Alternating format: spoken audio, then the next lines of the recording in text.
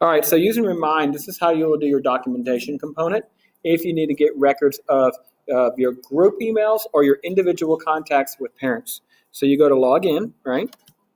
And now the danger of me trying to remember a password. I'm going to log in.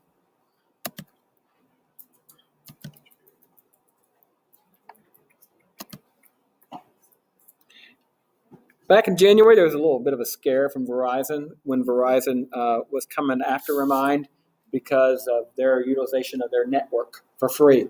That's how they were perceiving it. I'm going to go in, and then I'll talk about that real quick. That wonderful. Yeah, it didn't make people very happy. But you understand Verizon's issue, do you not?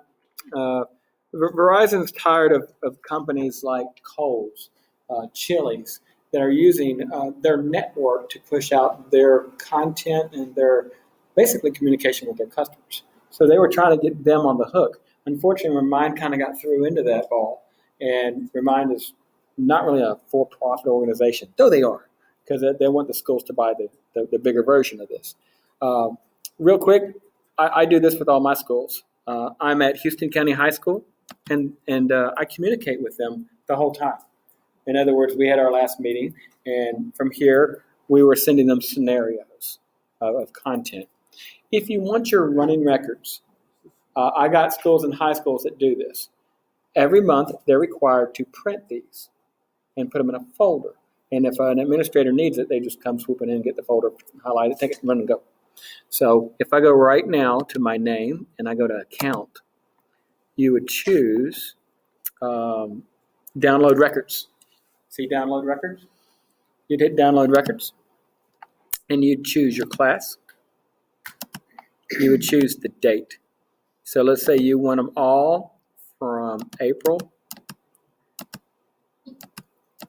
1 to April 30th. You see where it says export? That's it. It was emailed to myself. So every single thing I have is in a spreadsheet. It has every communication, every parent contact, anything that was sent back to me through Remind. So there's your FERPA and SIPA regulations. You are safe. You never gave your phone number out. You're not using Facebook Messenger and other things that are not really vetted to do that communication. You're supposed to use your email. But y'all like that? Just want to show you that that's a portion of Remind that allows you to do that.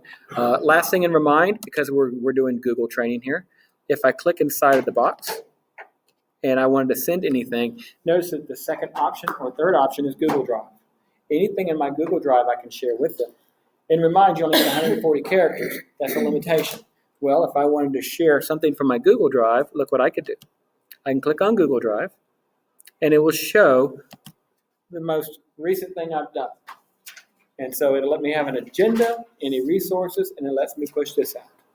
So if you upload, you can put it in there. If you're not an uploader, right, you could have just done it this way. You could have done the second version of just something from your computer, attach and send.